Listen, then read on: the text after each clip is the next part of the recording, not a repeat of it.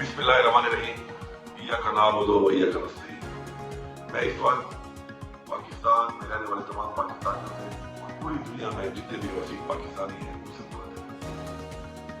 इमरान खान जो जंग लड़ रहा है वो जंग इमरान खान की नहीं बल्कि पाकिस्तान की जंग है, हमारी नस्लों की जंग है। हम सब पर यह फर्ज है कि इस वक्त इमरान खान को जो बेगुनाह कैद किया गया है और हमारी पार्टी के साथ जो जुल्म और तसाहियत जारी है उसके लिए हम सब ने निकलना है। हम सब इंशाअल्लाह 24 नवंबर को डी चौक पर इमरान खान साहब ने हमें मुतालबात पूरे होने तक करने का ऐलान किया है। हम सब ने वहां पहुंचना है और उस वक्त तक वहां से नहीं जाना जब तक हमारे मुतालबात पूरे नहीं होते। हमारे मुतालबात सबसे पहले इमरान खान की, हमारी लीडरशिप और हमारे कारकुनान की रिहाई है।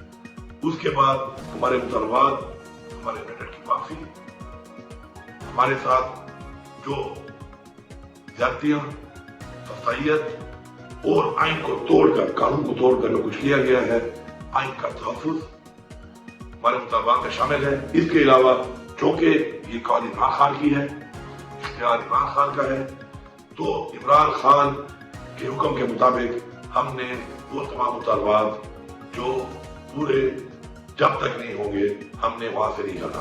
मुझे पूरी उम्मीद है और मुझे यकीन है और हमारा ये ईमान है और हमें ये हुक्म है कुरान में कि अमर बिल मारूफ, कि हमने हक और सच का साथ देना है।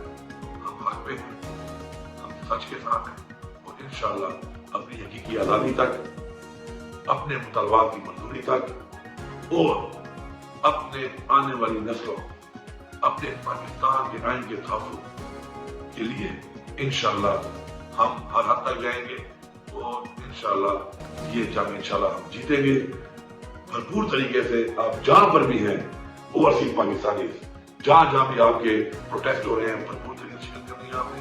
और पाकिस्तान के तमाम लोगों ने, सब ने एक ही मंजिल है डी चौक, जहां पर हर सूरत में पहुंचना है। जितनी भी रुकावटें हों आप इसका मुकाबला करना है।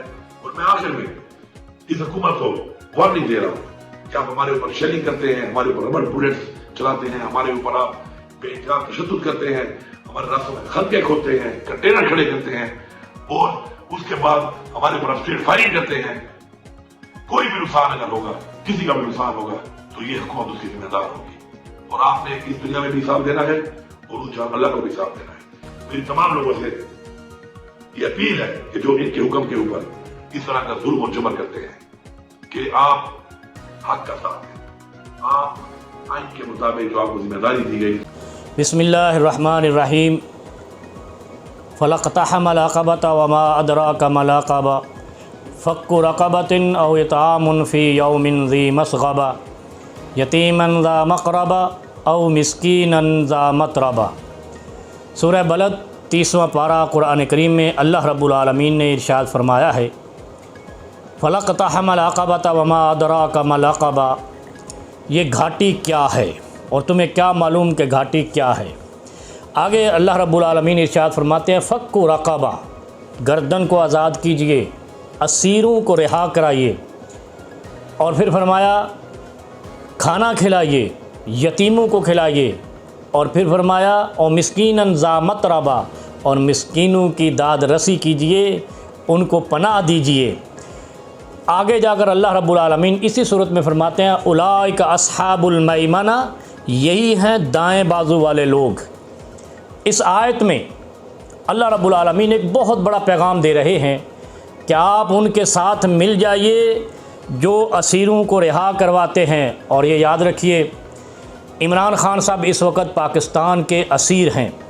पाकिस्तान की रियासत ने उनको कैद में किया हुआ है और ये वो असीर हैं जिसने सऊदी अरब के बादशाह के आने के साथ उसके सामने पहला मुतालबा अपने वतन के असीरों का रखा था। तो क्या आज हमारा हक नहीं बनता कि हम उस असीर को रिहा करवाने के लिए जोक तक सालार खान काकड़ का काफिला ये बलूचिस्तान से निकल चुका है, बलूचिस्तान से निकल चुका है। बल्कि बलूचिस्तान से नहीं है, अभी तो ये लोग अपनी कोशिश कर रहे हैं कि हमें रोक ले, لیکن ہم لوگ کدھر پیچھے ہٹیں گے؟ آخری کال ہے خان کی. یہ ہم نے اپنی گاڑیاں کراس کر دیا. آگے دیکھتے ہیں. اب ہم شوپ کی طرف جا رہے ہیں. ہماری گاڑیاں یہ